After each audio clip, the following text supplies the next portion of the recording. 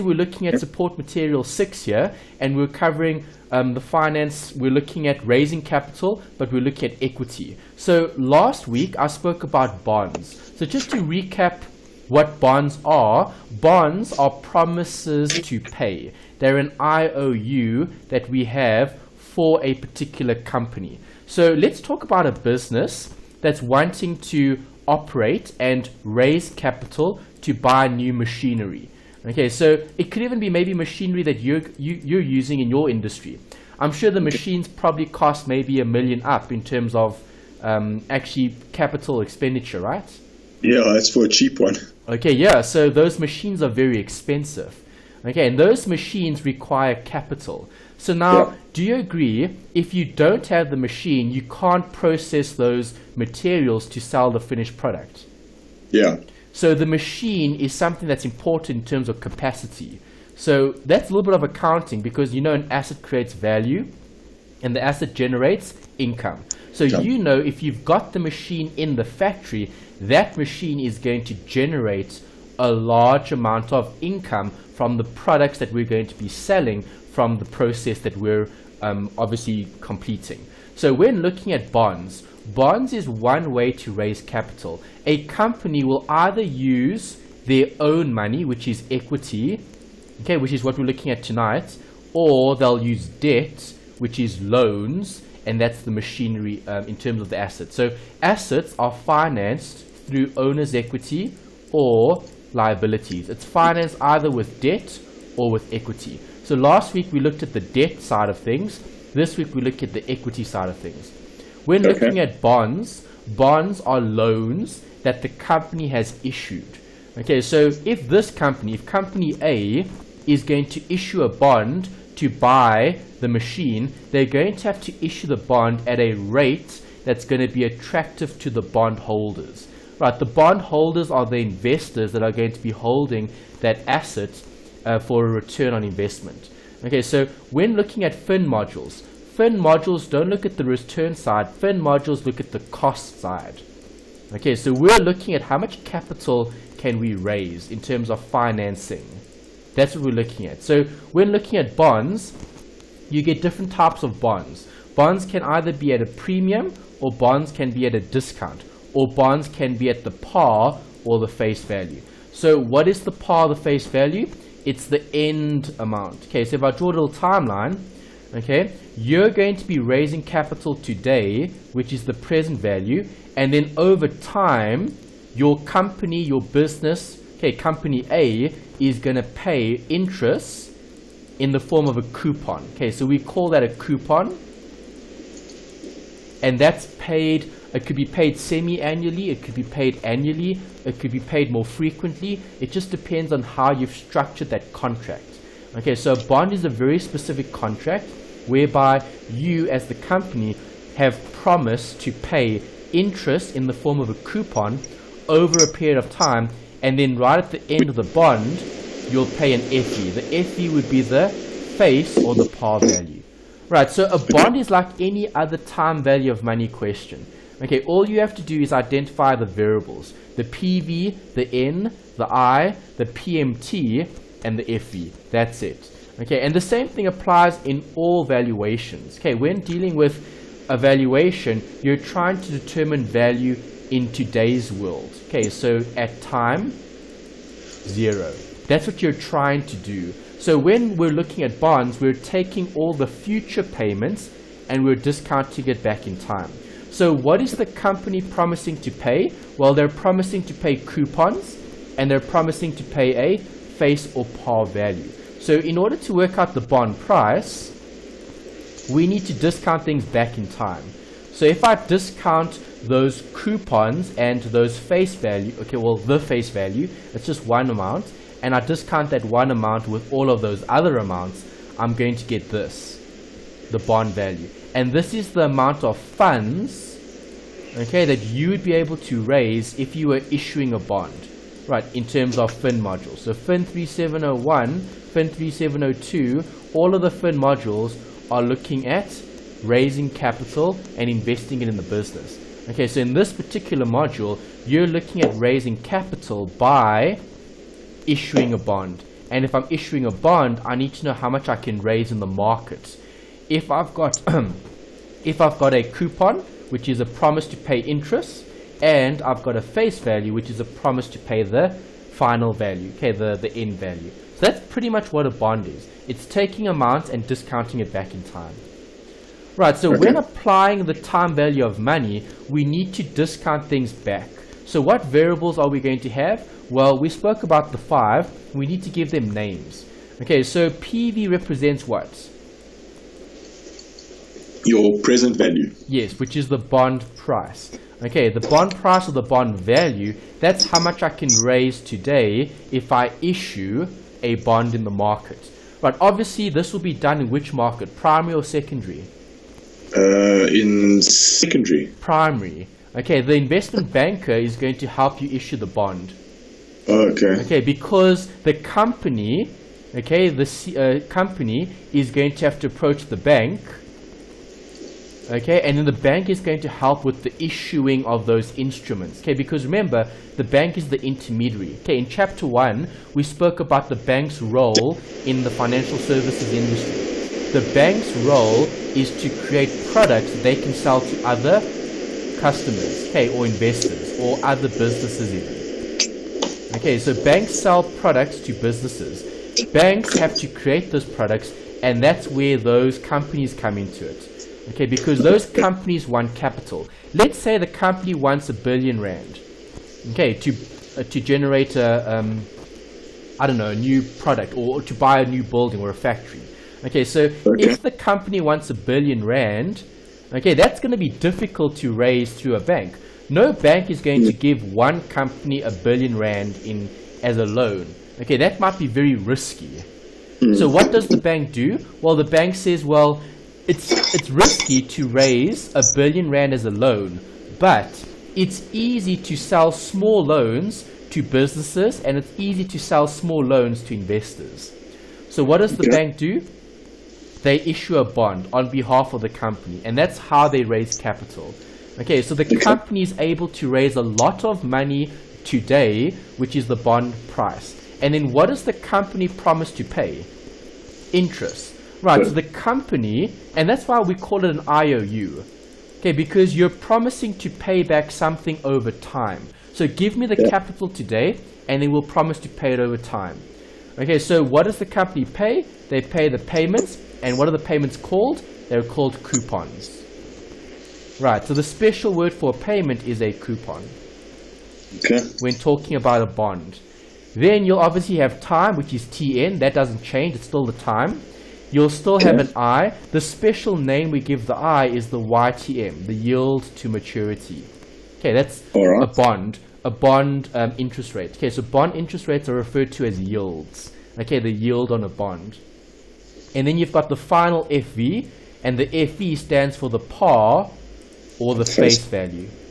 Right, but you can see all of those fancy terms refer to one of the 5 variables. Okay, you don't change the variables, you don't change the basics.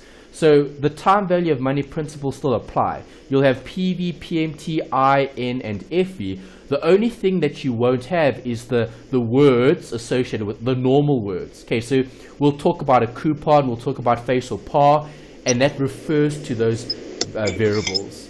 Right, so when looking at discounting, if I'm discounting future payments back in time, so I'm taking all of those amounts and I'm moving it back to get the PV. What happens if the rate increases? So if the I goes up, what's going to happen to the PV? Will it get smaller or bigger? It should get smaller. Correct, it'll get smaller because now you're discounting with a larger interest rate, okay, a larger yield to maturity.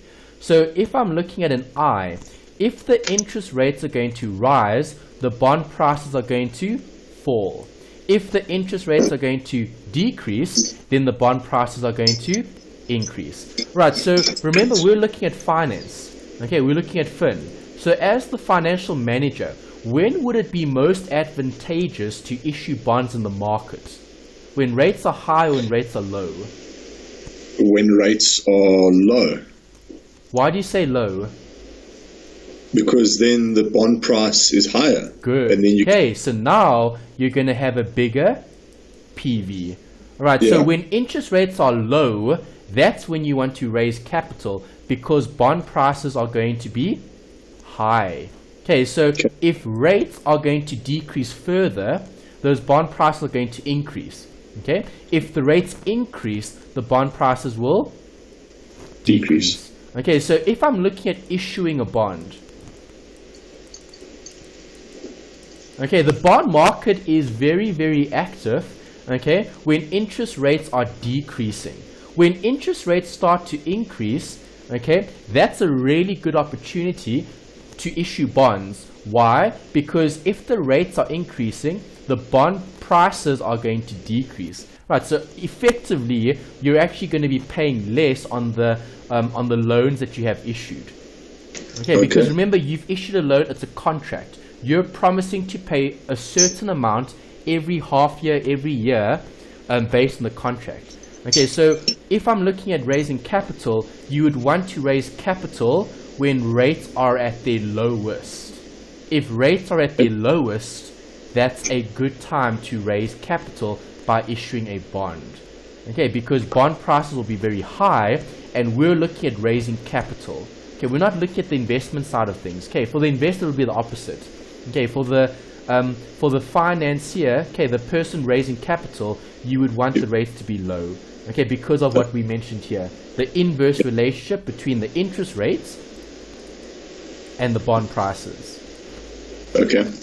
All right, so there's a summary. It's a recap from last week. You had the same slide in your notes then. I'm just recapping it now just to make sure that you're comfortable with it. There are bond calculations in assignment 2. There always is, and there always will be. Even in your past papers, you'll see quite a few of these calculations.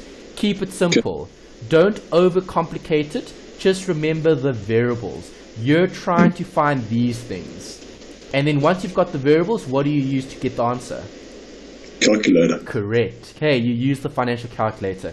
You'll see some fancy equations in the previous set of notes. You don't need the fancy equations because you don't do things manually. You can do things using the calculator. As long as you identify the variables, okay, you'll get working marks, and then you should get marks for the actual final answer. Just a note here about the bond. If I'm looking at a bond, I need to identify this, the coupon rate. So when you do a bond calculation or a bond valuation, there'll be two rates. There'll be one rate for the interest rate, okay, for the interest, okay, which is the coupon. Okay, because remember, we call the payment of interest a coupon, right, which is representing the PMT. Right, and then you'll have another rate, and the fancy word for the other rate is the yield to maturity. Okay, there's the effective rate, interest rate, right, based on the market. Right, so the market will have a rate in terms of interest, and then the bond itself will have a rate in terms of interest that it's paying. Okay, because the bond is a promise to pay. So the bond will have two rates, a coupon and a yield to maturity. As long as you can identify which is which, you'll be able to get the correct answer. Okay, the coupon rate is only used to work out the coupons, which are the payments. That's all. Okay, once you've used the rate, once you've got the payment, then you've got a rand amount that you can substitute in as your PMT. Okay. Okay, always check the variables relate. So your N, your I, and your payment must all be the same. That's important. Why don't we check PV and FE? Because they're not time-based. Correct. They're not time-based. Okay, they're rand amounts. So the present value is the amount that you can raise in terms of capital, and the FE would be the future value that you'd have to pay in the future.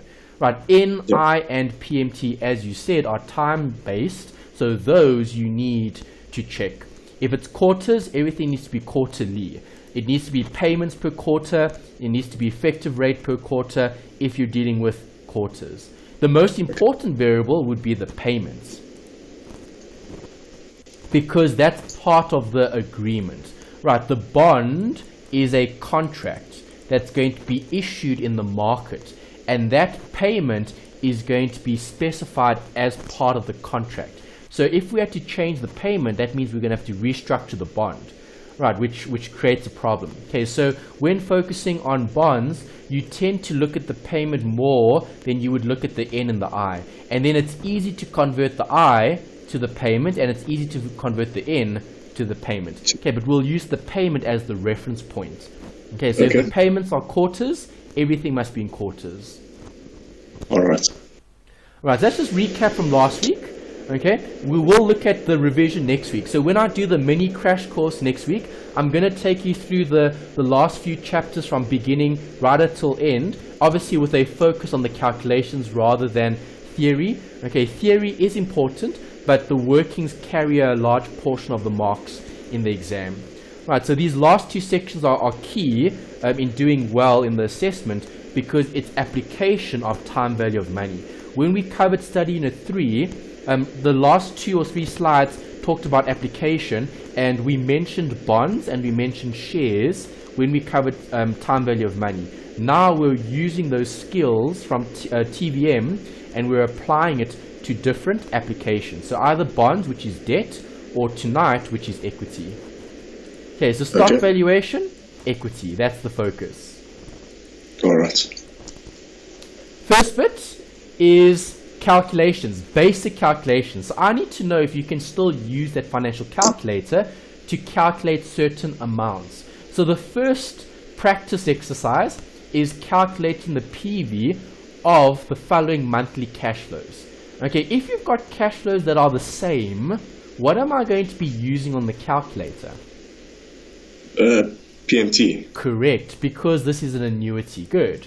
Right, so you're going to be using the annuity function, which is the payment, okay, normal time value of money, and we're going to be taking these amounts forwards or backwards? Backwards. Backwards. Okay, so we're trying to work out a present value at time 0. Okay, so grab the calculator, type in the variables and the amount, and see what you get. Can you work out the PV of those future cash flows? Okay.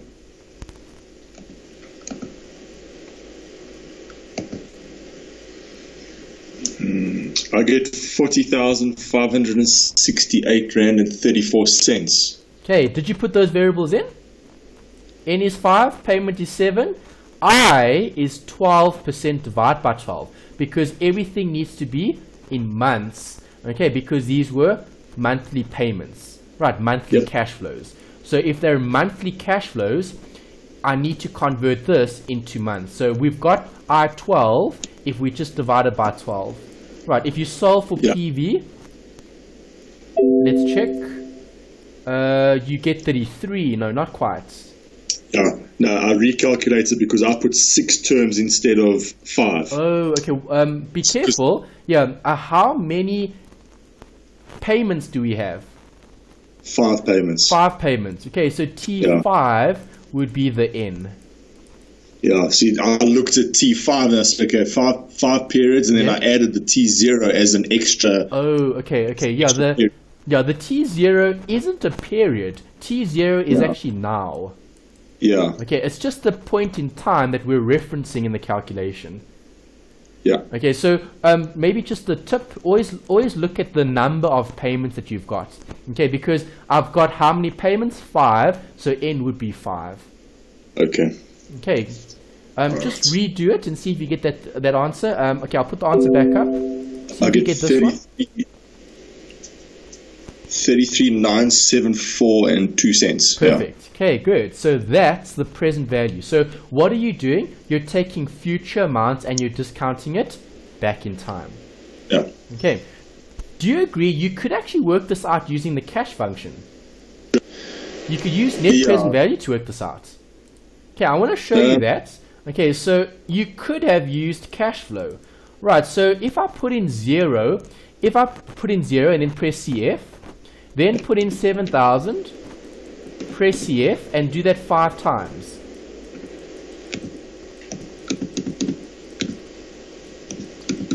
One, 2, 3, 4, 5. Okay, 5 7,000. Right, after you've typed it in for the 5th time, okay, the last CF, then you need to put in the rate. What rate am I going to put in? 1%. 1, yeah. Okay, so you put in 1, you press your I over Y, right, and then press second function NPV, and what do you read on your screen?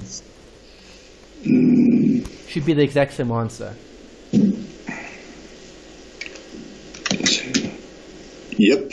Okay, good. Okay, so cash flow or annuities, either or, is useful for taking future amounts back in time. Right, so that's what we're going to be doing here on the next slide. Okay, what do you notice here? Different payments. Good, they're all different. So if they're all different, I'm going to either have to take them one by one back in time. Okay, so individually take them back in time, which is too much effort and it takes too much time to do as well. In the exam, you need to try to save as much time as you can, because obviously you've got half written, half multiple choice. With a question like this, the shortcut would be to use the cash flow function. Cash flows. Yes. Yes. Okay, so try it, insert the variables on the calculator and see if you get the correct answer. I got 34,963 and 73 cents. Okay, well done. You did it already. Nice. Okay, so you used cash flow, right? Yes. Okay, so you would have typed in 0 CF, then you would have typed in 7,000 CF. Okay, yes. You would have typed in 8 CF, 6 CF, 10 CF, 5,000 CF. Then you put in the rates, 1% again, I over Y, then second function net present value. Yep. Good. And then you get the 34963.73. That's it. Great. Okay, so that's perfect. You know. Sorry, and you had a question? does it matter which order you put the amounts in? It does. Does it? Yeah. So you start from the beginning and you go to the end. It does make it. Yeah, it does make a big difference, because if you put 7,000 here at the end and you put 5,000 here at the beginning, well, if I take 7,000 back, I'm going to discount it by more because it's at year 5. Yes. If it's at year 1, it doesn't get discounted as much. Okay, so the order of the cash flows does make a big difference, especially when they're different. Okay. Okay, because time value of money will apply. Okay, so even though you're discounting backwards, you must work through the payments going from beginning to end. Yeah, so if you're starting here, because that's time 0, that's now, okay, we're looking at the payments that are going to be occurring in the future. Okay. Okay, so I'm going to take that payment back because that's the first payment that I get after time 0. Okay, because remember on the calculator, when you type in, when you press the CF button, you'll see like 0, 1, 2, 3, and so on. Yes. Okay, because the calculator is looking at the first cash flow, the second cash flow, the third cash flow. Okay. All right, in terms of timing. Okay, it's a timeline. Yeah. All right, so yeah, it's a good question. When we approach types of questions like this, timelines are key. So I would draw and sketch just a little diagram just to highlight all the cash flows before discounting it back in time. Okay, it's always useful to see what's happening. It makes the calculation a lot easier. Okay. Okay, happy with that one? Yes. Great. Okay, so 2 questions to ask you. I asked the same questions last week. Okay, so what are your answers for these 2 this week? How do companies raise capital? Either through debt or with equity. Perfect. Okay, debt or equity. So issuing bonds, which was last week's theory, or tonight, issuing shares. Okay, so if I'm issuing shares, the firm is going to have a specific capital structure. Right, what is capital structure? It's a weighting.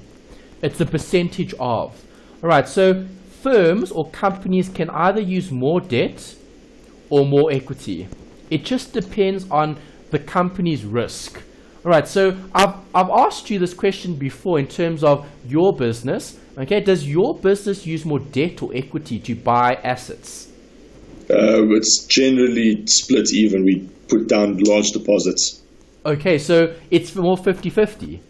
I wouldn't say 50-50, but it's there and thereabouts. It fluctuates on each machine depending on how much we have to put down. Yes, okay. All right, so why do you do that? Are you very conservative or very aggressive?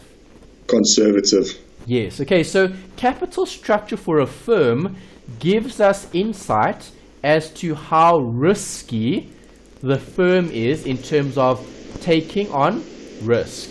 Okay, we spoke about different types of risk profiles, risk indifferent, risk seeking, risk adverse. Okay, obviously if you're adverse to taking on more risk, the more risk you take on, the more return you would want, or the more return you would expect. Yeah. Okay, so if you're splitting it 50-50, that's more modest in terms of being more, let's say, conservative, because you're not using so much debt, okay, and it's financed mainly with finance that you have within the business, okay, the equity. Okay, yeah. The weighting is going to determine the structure, right? So depending on what the company has in terms of resources, that will also affect their weighting. Okay, they might not have a choice. Companies might have to use more debt than equity, or companies with more equity might choose to not use more debt. It all depends on the company's strategy and their risk. How much risk are they prepared to take? Yeah. Right, so debt and equity, there are different characteristics for both. Okay, so can you think of reasons why we would want to use debt rather than equity? What are some of the characteristics that make debt a good option? If you finance it with debt, you get to keep your cash in the business. Good. Okay, so cash, right? yes. Okay, so it maximizes the return for the shareholders. That's a good point. Yeah. What else? It's generally easier to finance it with debt than it is with equity, because not everyone has a couple million lying around to start something. Okay, possibly. So the ease of raising capital, okay, that's a valid point. What else?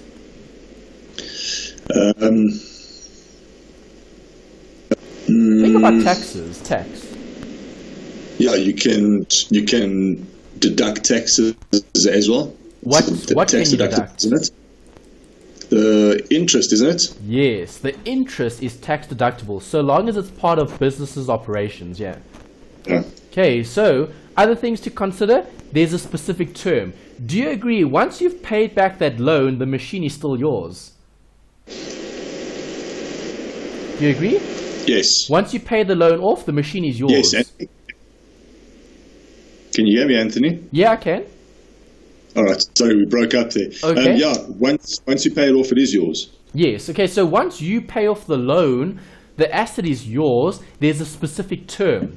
Does the financier, does the loan provider still own the asset? No. No. Does the loan provider ever own the asset? Not really. No, unless you go bankrupt and there's insolvency, then they can perhaps attach the assets, okay, yes, to meet those obligations. But if you don't, and you are comfortable paying off all those interest payments, all right, you'll never ever go bankrupt, and those assets will always be yours. Okay, so the financier doesn't actually directly own, okay, the assets. There's no ownership. Right, and also, does the bank or does the financier tell you how to use those assets? No. No. So in terms of decision making, if you take out a loan, you can decide how you're going to be using those assets. It's not up to the investors or the shareholders. Yeah. Right, and then a big one is this, the tax deduction on interest. Okay, that's a nice incentive to use more debt than equity, because you receive a tax deduction. Okay. Right, and if you're taking out a large loan, let's say the loan is, let's use easy numbers. Okay, so 100 million. Okay, that's the 100 million rand loan. Okay, and let's say we've got 10% interest on that loan. How much interest would we end up paying? 10 million. Do you agree? Yeah. All right. So now, if we're getting a tax deduction, and obviously we're a company, so we'll be paying tax at 28%. Right, what is 28% of 10 million? 2.8. Yes. Right, so by using debt, you would be saving 2.8 million in taxes, because you've got an interest deduction of 10 million on your books. Yeah. Okay, so interest as a form of incentive to incentivize business to raise capital through debt is one of the main advantages for considering debt rather than equity. Okay, because can you claim the dividends as a tax deduction? No. No. Okay, dividends are paid out after you've paid everyone else. Okay, the tax, the operating, and so on. Yeah. All right, so characteristics for equity, can you think of some advantages? Why would we want to use equity? You aren't liable to anyone. What do you mean aren't liable? If you don't have a repayment to make, if you buy the machine okay, outright. yes, okay, good. Okay, I hear what you say. So there's no obligation. Yes. Okay, that's a good point. So do you agree if you sell shares in the market and you don't pay a dividend, do you have to pay a dividend? No. No, you don't. Okay, so the choice is yours in terms of paying out profit. Okay, Yes. good point. What else? It's not easy, but it's doable. Like to put a share out there, people will generally buy it if the company is a good company. Okay, yes. So if the company has a very good track record, they can raise lots of capital. Okay, so we spoke about social media and companies that are unprofitable, they can still continue to operate. Remember that? Yes. Okay, so when looking at equity, right, those companies can raise capital quite easily because everyone knows Facebook, Twitter, and so on. Yeah. All right, so for them, it could be easier to raise capital as well. Right, something else that you can consider is there's no term. Right, so do you have to pay back that capital? No. No. Okay, if you raise that capital, you can keep that capital. There's no let's say term where the loan will come to an end. Right. Yeah. With equity, you can receive the capital today and you can keep it in the business forever. Okay. You don't have to pay it out. Yeah. Right. And then ownership is something that you could consider when looking at equity. You might want to either gain more equity, okay, in terms of ownership, and that could be an advantage, right, for raising capital through equity. Okay, if you were the investor, okay, in terms of equity. If you were the company, okay, ownership, right, can be split or given to other investors, and that also helps to reduce risk as well. Okay, because if you're owning everything, right, that might be good if the company is doing well, but that's bad if the company is doing badly. Yeah. All right, so that could be also a consideration in terms of risk. You might want to take on more risk or take on less risk depending on what the situation looks like. Okay. Okay, so we're focusing on equity. So when making financial decisions, okay, relating to this, equity shares, is there voice in management? What do you mean, is there voice in management? Okay, so can you be told what to do? No, not really. If you're looking at the equity valuation. Okay, so let me ask you this question. Yeah, I'm not 100% sure. Okay, let me ask you this question. Let's relate it to your example. Okay, so in terms of equity, so it's a family business, right? Yeah. Okay, so who's the majority shareholder in the business? My father. Your dad. Okay, so your dad owns the majority shareholder or shares in the actual company, right? Yes. Okay, how active is he in the business? For now, fairly active. Okay, so he is still active in the day-to-day operations. Yeah. Okay, let's assume he wasn't, and he was mainly an investor. Okay, so he held shares in the company, but he never ran the day-to-day operations. Okay, if he wanted to, could he? What, be involved Be every more day? involved. Okay, so the example was, let's assume he wasn't as involved in the company as he is. Yeah. Okay, would he be able to be more involved if he wanted to? Not really. Yes, because he owns shares in the business. And you said he's the majority shareholder. Okay. So if he's the majority shareholder, can he influence decision making? Yes. Yes. Okay, and if he's the majority, the decisions that he makes are the decisions that will be implemented. Yeah. Do you agree? Yes, yes, Okay, yes. so the point I'm making here with share valuation is looking at the influence. do shareholders have influence on the decision making? Yes. Yes. So that could be a disadvantage for choosing to raise capital through equity, because you may not have as much control over the business as you would if you had to raise capital through debt. Okay, if you take out a loan, can the bank tell you how to run your business?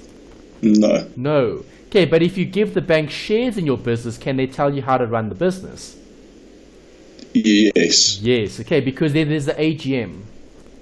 Yeah. Right, and then shareholders vote, and they decide what goes through and what doesn't.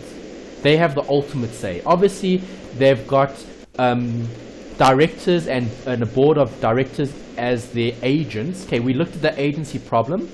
Okay, so it's almost like touching on that again, where you've got agents acting on behalf of the shareholders. Okay. All right, then we've got claim on income and assets. Do the shareholders have a claim on the income and assets? Yes. Okay, yes, but when? In terms of hierarchy? It would obviously be the majority shareholders first. No. Who comes first? The creditors. Yes, creditors always come first. Yeah. All right, so does the equity holder, okay, does the shareholder have a claim on the income and the assets? Yes, only after everything else has been taken care of. Yeah, it's limited. Good. After everything else. Good. Okay, so they're entitled to profit. They're entitled to what's left. Yeah. Okay, after having paid everything else. Right, maturity. Is there a maturity for shares? No. No. Okay, so there's no defined period. Right, there's no maturity date. You could hold it indefinitely if you wanted to. Okay, you could give your shares to your future children, okay, and they could give it to their future kids, and those shares could be held forever. Yeah. Right, tax considerations. Is there a tax consideration for equity valuation? Yeah, because aren't dividends tax deductible? Or no, they're not tax deductible. The dividends are actually taxed. Yeah, they're taxable. Yes, they're taxable. Okay, so the obviously we had the budget speech about a month ago. Okay, in Feb we had the budget speech. The dividend tax went up from 15 to 20%. Right, so now as an investor, you'd be paying more tax on those dividends that you're earning. Okay, tax considerations, dividends are paid out after tax. Okay, that's the key.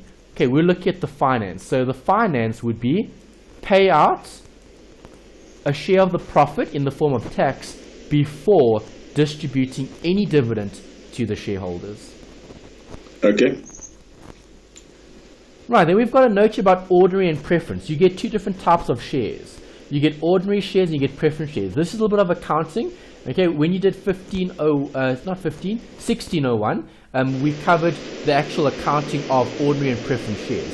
Here we're looking at more the theory behind it. Okay, so when looking at ordinary shares, ordinary shareholders are people, okay, or businesses or companies that hold equity that are only entitled to the profit. Okay, what is profit? How do you calculate it? Sales less cost of sales. Well, gross profit, that will be sales minus cost of sales, correct? Okay, if we're looking at profit generally, it'll be the income minus the expenses. Yes. Okay, so when focusing on ordinary shareholders, they're only going to be getting what's left over after the company has met all their expenses and after they've paid taxes and so on. Right, preference shares are seen as quasi-debt. Okay, the reason why they call it quasi-debt is because it's similar to debt, but also having characteristics of equity because it's share capital. Right, so with preference shares, do we have to pay a dividend?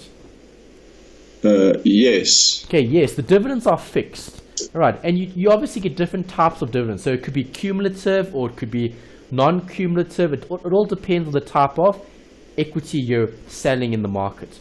Okay. Yeah. If it's a preference share dividend, it must be paid. There is an obligation to pay it. So that's viewed as more like debt. But is there a maturity date here for your pref shares? Yes. No maturity date for pref shares. Oh, why? Yeah, because they're shares. You can hold them indefinitely if you want to.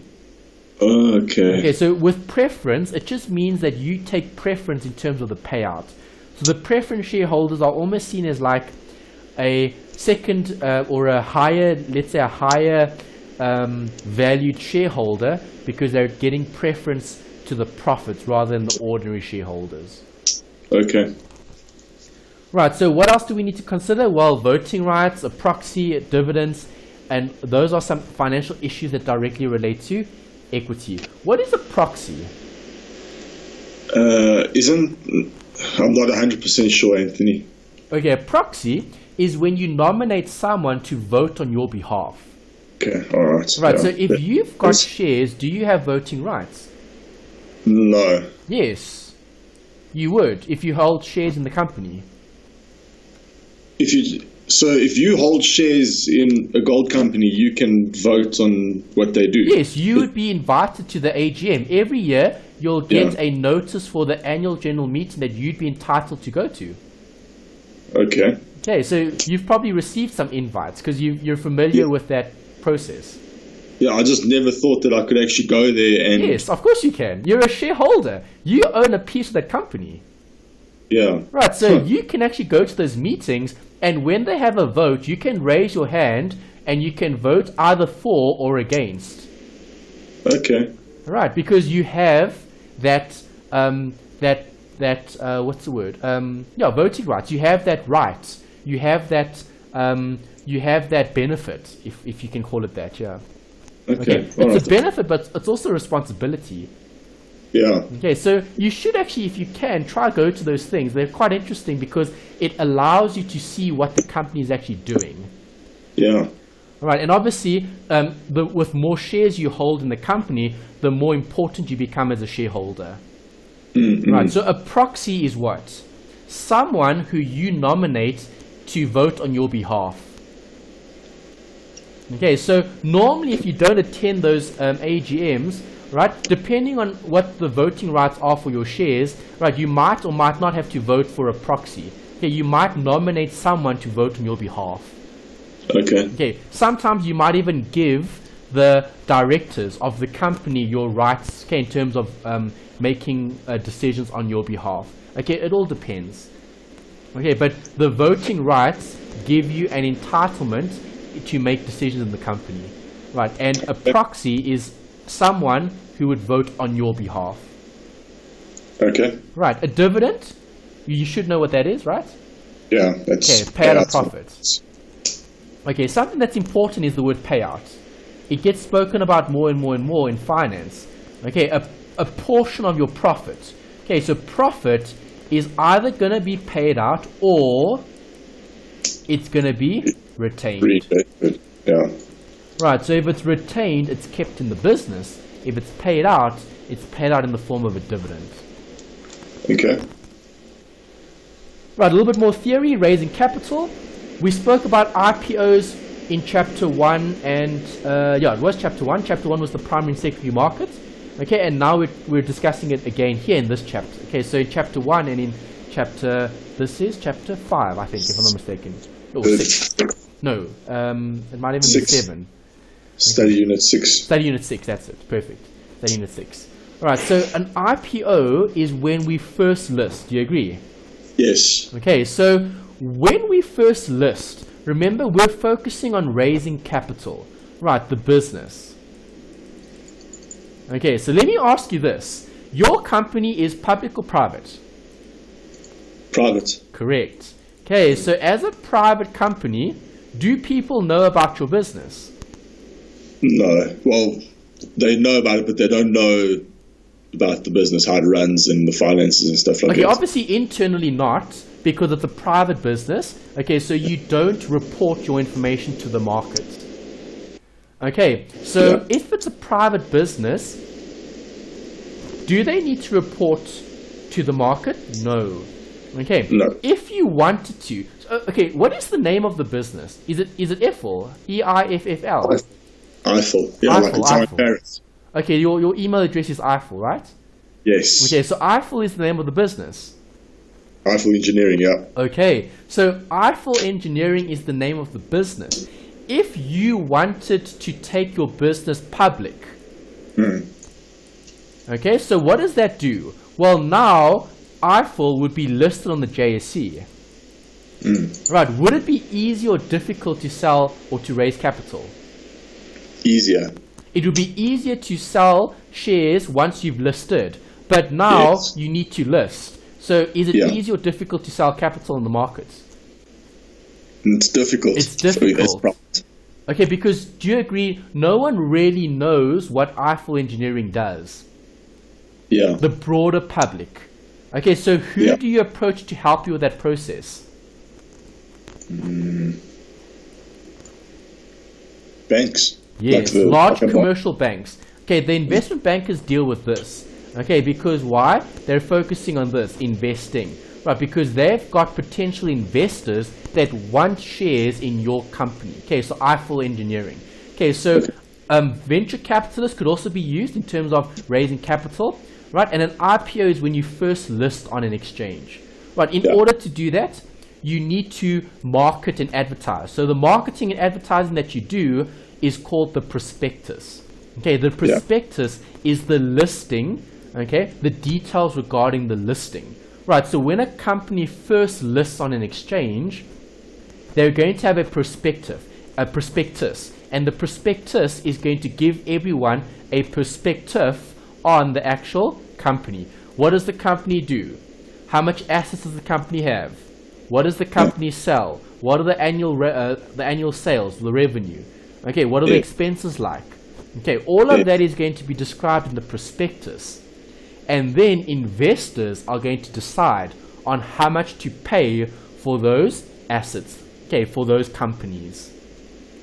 Okay, so that's an IPO. An IPO is when they first list on an exchange.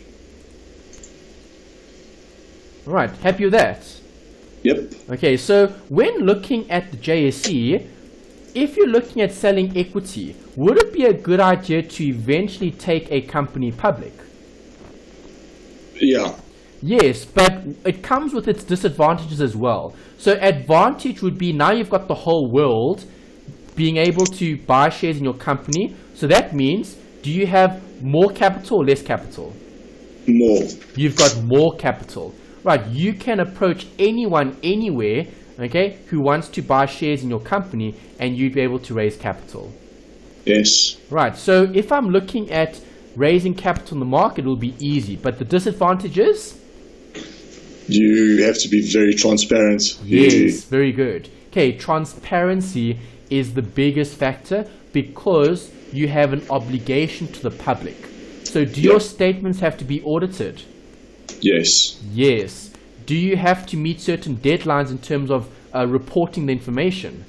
Yes. Yes. Okay, do you need to communicate that information to the JSE, to the market, the SENS?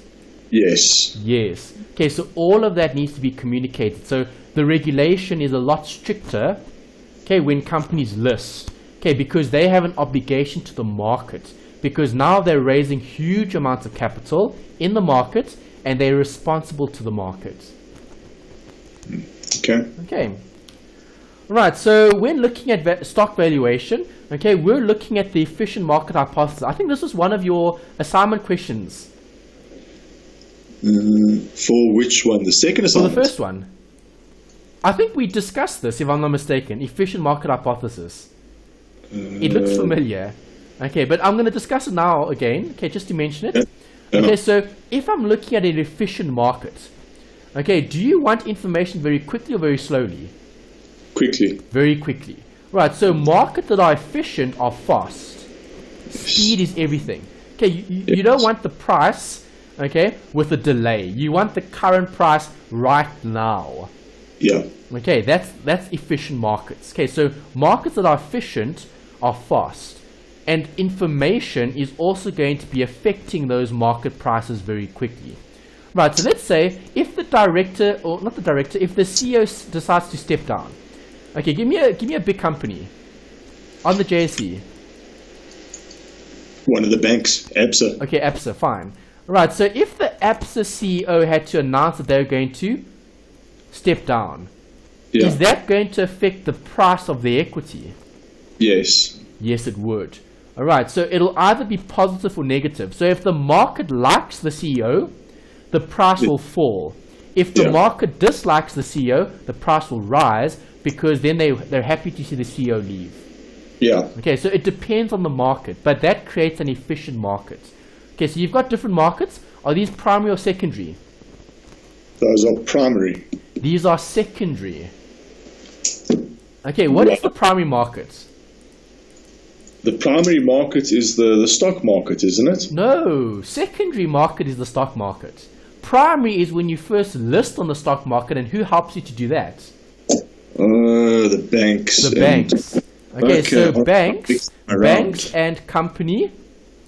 Okay, that's the primary market. The banks buying equity in the company, and then the banks listing the equity on the exchange. And that's secondary. Okay. Yeah. Okay, because the banks, remember, the banks have the ability to sell those assets in the market at a profit. Okay. Okay, so that's why banks make so much money. It's because they're the intermediary. Okay, they make money both ways. They make money from you when you list the shares.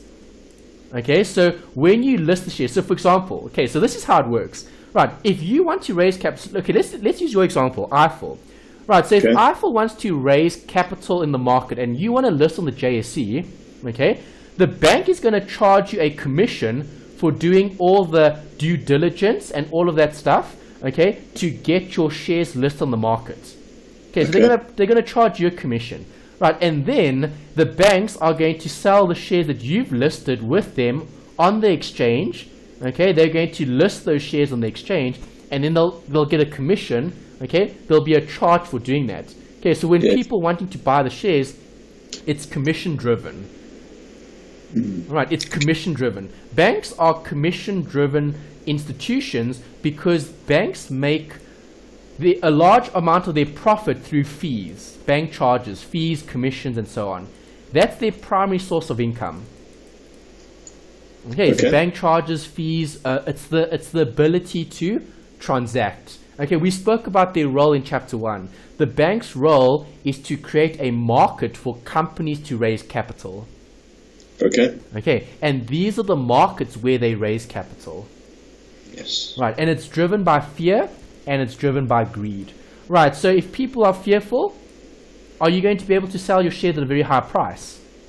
No. No. If people are greedy, can you sell your shares at a very high price? Yes. Okay, so question, as a financial manager, as an FM, okay, remember we're focusing on finance. Right, we don't care about the investors. Okay, that's their problem. If they want to buy shares that are expensive, that's their problem. Right, as the financial manager, what's our responsibility? Raise the most capital for our company. Do you agree? Yes. Okay, so when would you raise capital in the market based on stocks? Okay, we spoke about bonds, now we're talking about equity. So if you're raising capital in the market looking at stock, shares, when would you do it? When we're in a recession or when we're in a boom? In a boom. Yes, okay, when the market is rallying. Okay, when there's a bull market, okay, and things are going well, that's a really good opportunity to raise capital in the market, because now everyone is going to give you more for those shares that you're willing to sell in the market. Okay, so I don't know what the value of your shares are, so I'm just going to randomly choose an amount. I'm going to say 100. Okay, let's say each share costs 100 Rand. Okay, and obviously that's private. Okay, that's a private company. Okay, so if you're in a private company and you want to list on the exchange, okay, do you want to list when the market's fearful or when the market's greedy? Which one, fearful or greedy?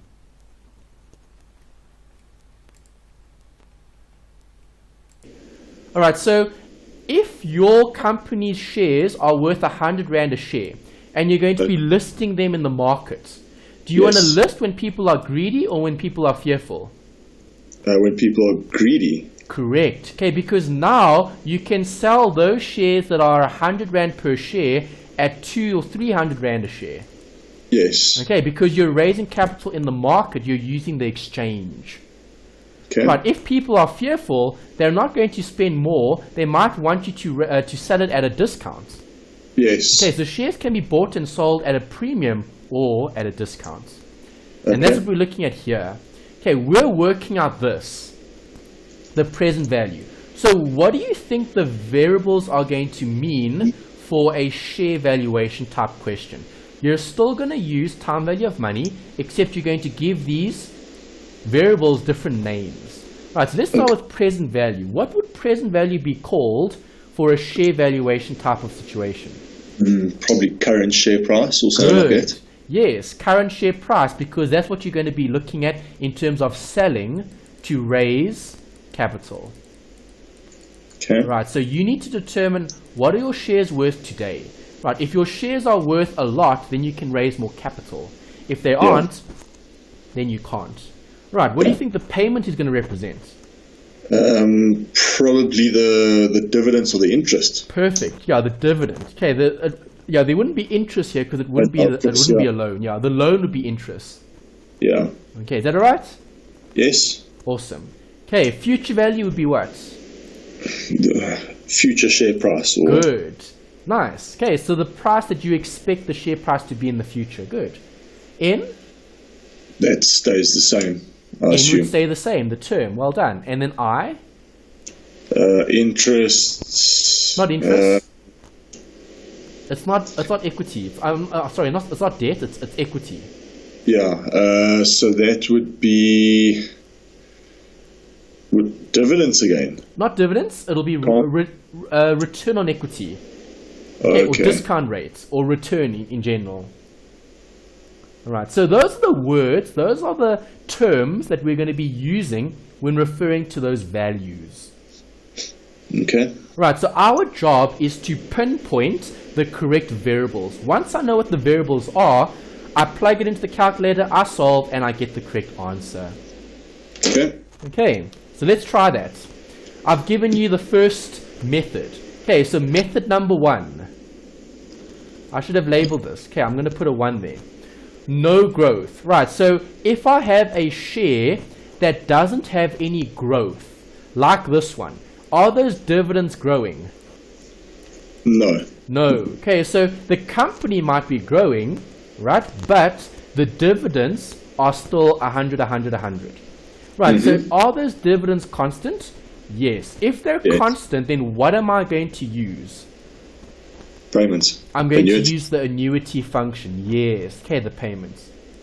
Right, and that's what you're going to have to do. Okay, just interpret the information from the question, and then you'll know what to use. You'll either know that you have to use an annuity, or you'll have to use something else.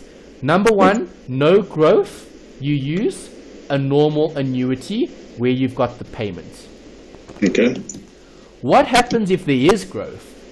Right, so obviously companies do grow, or they should grow. Okay, so if a company is growing, this dividend that I have here, this is div 1. Okay, so if I'm looking at present value, PV occurs at what time frame? Time 0. 0, yes. Then we'll have time 1, then time 2, then time 3, then time 4, and so on, right? Yes. Okay, so T1 will have dividend 1. That means the next dividend after now. Okay, because T0 is now. Now means what I currently have. So the current dividend. Okay, that's very important because the wording will change the question slightly. Okay, so if they talk about current dividend, where would the dividend be? At T0 or T1? T0. Good. Okay, because it's current dividend. If they talk about the expected dividend, then where would that be? After T0. Good. So at time 1. Good. Okay, so expected means at time 1. Okay, there's the keyword, expected. Expected means I'm going to pay it. Right, so at the next dividend payout date. Okay. Right, so if I have constant growth, then this is the formula that you use. It's the Gordon growth model. Right, Gordon growth, it comes from the, I think Gordon was a mathematician or an economist, one of the two, and they would have researched economic and finance and theory relating to time value of money, and they've created a formula that's used to value equity, right, based on constant growth. Right, so if I have constant growth, the example in this question was 10%. Right, have a look at this. If I add 10% to 10, I get 11. If I add another 10%, I get 12.1. And if I continue doing this, is this ever going to end? No. No. Right, this is never ever going to end. So is it possible to use the PMT function on the calculator? Yes. No, I can't, because all those amounts are different. Yeah. Okay, when can I use the payments? Only when they're the same. They're the same, yes. All right, so be careful. If they're different, I need to use this. In Gordon growth. PV0. Okay, so if it's PV0, where is PV0 in the diagram? it's current. It's at now. time 0. Yeah. Okay, PV0 would be at time 0, right? Okay. Okay, div1 is at what point in time? Time 1. Time 1, yes. Okay, so PV0 is there. Okay, PV0 and time 1. Okay, we'll have div1. Right, then you've got R and G. R is the rate of return, G is the growth rate. Okay, so let's test if you're capable of working out a growth rate. Calculate the growth in dividends. Right, so we're looking at share valuation. We need to determine what the value is. Okay. How will I work out growth? Any idea? Take beginning from end. Good. Or end from beginning. Well done. Begin and end. Yeah. Okay, so what do you have here? Time? 46. 0 and time? 5. Okay, so that's the beginning and that's the end. Yes. Alright, so now we need to use time value of money, TVM. Can you work out an I? What would your variables be? You've got your period, you've got you've got your period. What is the period? N equals what? 5. Good. What else do I have? You've got your PV. Good. You do. You've got your PV of 1. And you've got your FV of R1.40. Yes. Can I work out an I? Yes. Good. What do you get? Quickly calculate. You quickly do that.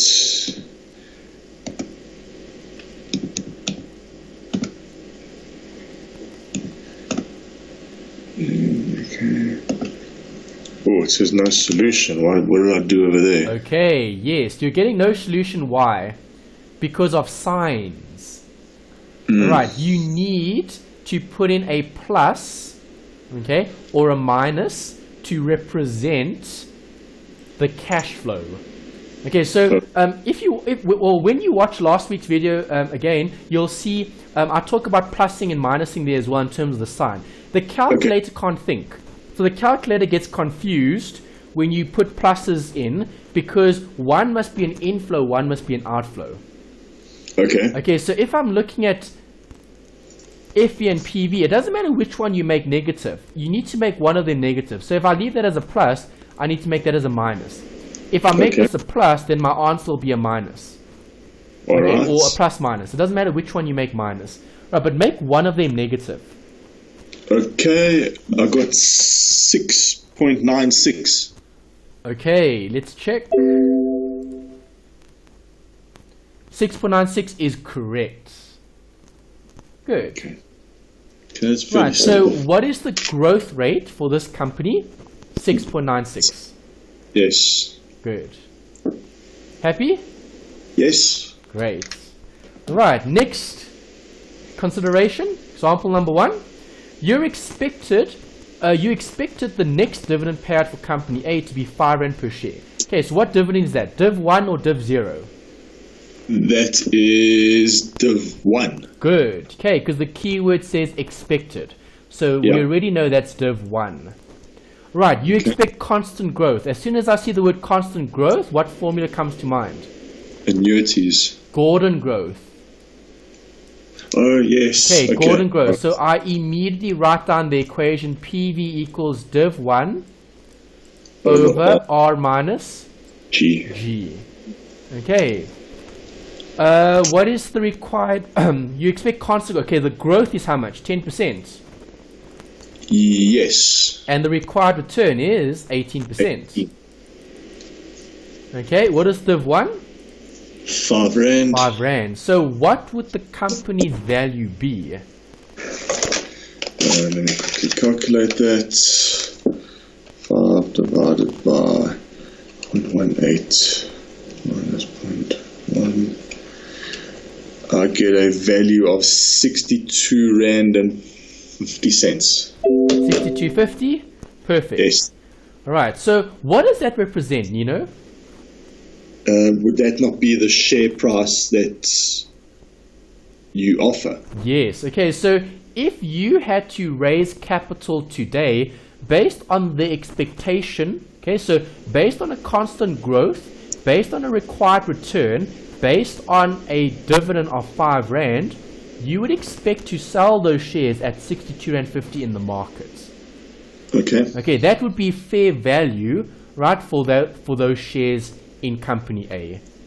Okay. Right, obviously we could maybe issue them at a premium or a discount depending on what our strategy is. Do you want to raise more capital or less capital, depending on what on the demand as well? Okay, maybe marketing of the prospectus will increase the value of those shares, perhaps. Okay, but that's the market. That's something separate. Okay, we're just looking at what are the actual shares worth today. All right, let's look at this example. Example 2. You expect the following dividends from Company B to be 5 Rand in year 1. Okay, 6 Rand in year 2, 8 Rand in year 3. You expect to sell the share at the end of year 3 for 150 per share. Right, so when I read a question like this, is there constant growth here? Yes. No, there's no constant growth. Why? Okay, no, growth? Yes. Yeah, there's not, it's not constant, I understand. There's no growth. Yeah, there's no growth because constant growth means it'll grow forever and ever and ever. Yeah. Do you agree? And if you're selling it, it's not... Yeah, there's a clearly defined endpoint. Okay. All right. Is there an annuity here? Is there a regular dividend that's never going to end? No. No. Okay, so what do I have here? I have a timeline with how many dividends? 3. 3 dividends. 5 Rand here, 6 Rand there, 8 Rand there. What happens at the end of year 3? It gets sold. Correct. For how much? 150. 150. So what's the cash flow in year 3? 158. Yes. The share price plus the dividends. Correct. So now if I look at this, what am I going to do to work out the dividend, the share price? I'm going to take everything and discount it back in time, right? Okay. Okay, so now we need to determine the value at today's point. Right, PV at time 0. Okay, so am I going to discount all those amounts back in time? Yes. Yes. What is the quickest, fastest, easiest way to do it? Cash flows. Perfect. Okay, so insert on the calculator and see what you get.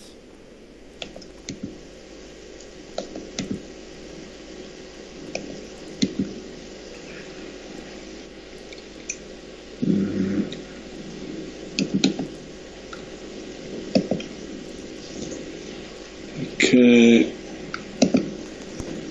Oops, I did something wrong there. Okay. 0. No, clear. Go away. 0, 5, 6. Do you put in 8 or 158? Okay, the cash flow at year 3 is 8 and 150, so it is 158. So you need to put one amount at time 3. Okay, because a single amount is at time 3, it makes up of 2 different components. Yes, yes. Okay, clear. 0.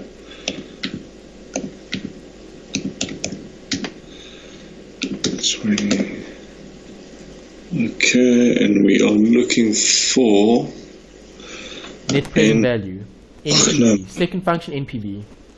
Yeah, I keep pressing the wrong button. Okay, are you putting in the rate of 20%? Yes, yeah. Yeah, you have to put in a rate. So after you type all of that into your HP, okay, you then look at I over Y as 20, right? Then second function NPV. Yes, and what do you get? 99.77. 99.77 is the correct answer. Alright, so that's the quickest, easiest, fastest way to get the answer, is use the cash flow to your advantage, because the calculator can do the discounting internally. As long as you draw a diagram and you record the amounts incorrectly, you're going to get this answer. Yeah. Make sense? Yes, yes. Perfect. Alright, here's one for you to try. Okay. You expect the next dividend payout for company C to be R4 per share. You expect a constant growth in dividends of 12% and the required rate of return of 15. Calculate the value of C's share. Okay. What's coming to mind? That's, I forgot the name, but that formula, the div1 over R minus G. That's perfect. Yeah, you had the right formula. Gordon growth. Gordon growth, that's it. TV equals div1 over R minus G. Excellent. Yes. And I get a value of R3.97. Ooh, not quite. 133.333.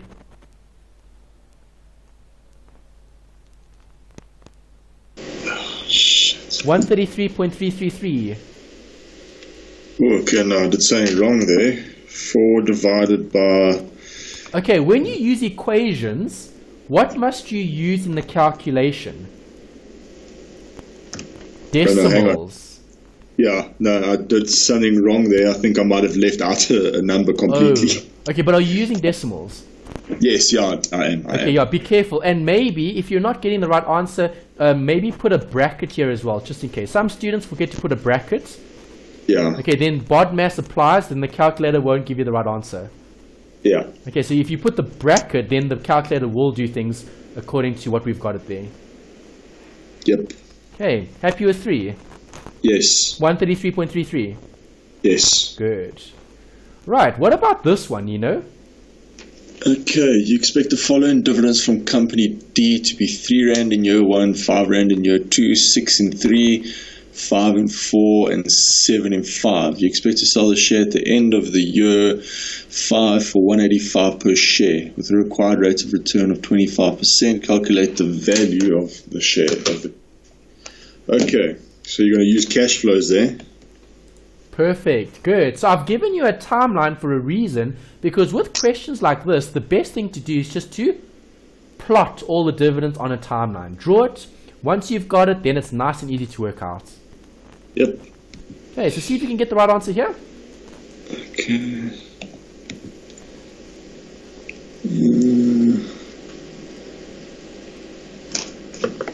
Okay, so that's 185 plus 7, 192, CFJ, 25, second function, MPV. I get 73 Rand 63.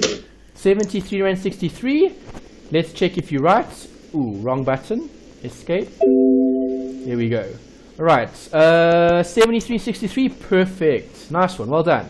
Okay, so all you had to do was substitute the cash flows in. Just remember, the cash flow at time 5 is the sum of the dividend plus the expected selling price. Yes. Well done. Good. Okay, 73.63 is the correct answer. Next one. Okay, you expect the following dividends from company E, 3 in year 1, 5 in year 2, and you expect dividends from year 2 to grow constantly at 5% with a required rate. What's standing out? The fact that they're kind of mixing up the two different kinds. Okay, good. Alright, so you're right by spotting this. Dividends. And what? And then it's got the constant growth. Correct. Good. So what must you do? So I would assume that you do a timeline and work out year 2 and 1. Yes. And okay, good. Use that formula. Perfect. There you go. You've got it. Nice. Right. Well done. So let's draw what you've mentioned. Okay. So important is to plot a timeline with all those variables. So you expect the following dividends from E, 3 in year 1, 5 in year 2, and you expect dividends from year 2 to grow constantly. So from year 2, meaning from that point onwards, it's going to grow Constantly. If it's constant, will it ever end? No. No, it'll never end. Okay, so what is the first dividend that grows constantly? T3. Yes, but how much is the dividend? 5% on 5, so that's what's it? 5 plus 525. Correct. Good. Okay, so do you agree this dividend is the first dividend that's going to grow constantly forever? Yeah. Okay, if it grows constantly forever, do I need to apply Gordon growth? No. Yes. Oh, sorry, yes. Okay, Gordon growth. Yeah. Okay, so then I write down PV0 equals div1 over R minus G. Okay, so what is my div1 in this question? 5.25. Yes, okay, and where is that dividend sitting? At T3. Yes, okay, so this is like your time 1, and then this will be like your time 0. 0, yes. Okay, so let's work this out. 5.52 over, what is the rate? 16%. Yes. The growth was 5. 5. Right? If you type that onto your calculator, what do you get as an answer? 47.72. Okay, I just want to double check it before I say yes or no. 47.72, yes. Okay, so I don't use rounding. I never do. I only round off the final answer. Okay, so whatever I get in the calculator, I normally save it or I store it in memory. Okay, and then I recall it later. Okay, so that's the amount that I'm going to recall later. But where is that amount sitting in terms of time? It's T1. No.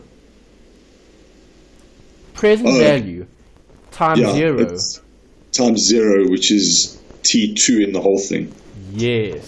See, that's important. Okay, so where is that cash flow sitting? This cash flow over here, okay, is sitting at that point in time with the 5. Okay, so now you're going to add that to your 5. Yes, and then you're going to discount which two? The T1 and T2. Good. You're going to discount the 3 and the 5 plus the 47. Yes. That's correct. Good. Right, and then you're using your cash mode on your calculator. Yes. All right, so there's the picture of what I was drawing there, okay? All right, so obviously cash flow is going to increase from year 2 onwards. Right, step number 1 is to use Gordon growth, which we did, so I can tick that. Step number 2 is to discount all those future dividends back in time. That's the important bit. You need to add your Gordon growth present value to year 2's cash flow in terms of the dividend. Okay. Got that? Yes. Perfect. What did you get as an answer? I get 52.59. 52.59, let's check. Net present value, no. 41.77. Okay, what did I do wrong there? Okay, did you put the right rate in, 16%? No, that's what I did wrong. I put 5. Okay, you need to put in 16% because that's the R or the I that you insert in the calculator for the cash flow function. Okay, required return. You always put the required return in the calculator. Growth is growth. Growth is only used for Gordon growth and for calculating certain amounts. Okay. Got that? Yep. Perfect. Check the answer again. Now what do you get? Just busy putting it in. Okay, 16 PV, 41.77. Yes, that's correct. Okay, so that's the share price of this particular asset, taking those expectations into consideration. Okay. Happy? Yep. Perfect. All right, there's quite a few of these in the assignment. Okay, assignment 2, and there's always a lot of these in the past papers. Okay, so we will look at more of them where they mix the two. They mix those two methods. The one is cash flow, and the one is Gordon growth. Okay. All right, the last bit here is just some other valuation methods. You do get other valuation methods. Okay, we're not going to be looking at too many of these, all right, because this is it's a little bit beyond the scope. All right, the INV modules cover these a bit further because that's investments. Okay, so in finance, we don't look at these in too much detail. What I have seen though come up before is this one, free cash flow. Okay, I don't know why it has come up in FIN2601, all right? It is spoken about in FIN2701, okay, and 3702. Those two covered in more detail, right? But sometimes they mention free cash flow in FIN2601. I do think it's a bit unfair, okay, because you guys haven't covered more of the theory yet. But the questions they do give you are pretty basic. So you don't really need to know too much detail around it. All you need to know is free cash flow is like any other cash flow. If I've got cash flow, can I discount it? Yes. Yes. Can I compound it? Yes. Yes. Okay, I can do whatever I like with it. It's just the cash flow amount. Yeah. Right, they just call it free cash flow because they're looking at an amount that's available to the shareholders. Okay. Something that does come up here is book value, because book value was covered in your second study unit. Study unit 2 was those ratios. You had a ratio for book value. Book value can also be calculated by looking at this, the net asset value. Right, so if I take my assets and I minus my liabilities and I divide that by the number of shares, that gives me the book value. Liquidation value is also something that you can consider, okay, which is if a company had to go bankrupt or stop operating and they would have to get liquidated, that's something to consider as well. And then you've got price to earnings, which is something that you're familiar with. Price to earnings is a ratio, again, study unit 2. They like ratios a lot in this module. Yeah. Okay. And that's the end of this section. Any questions, Nino?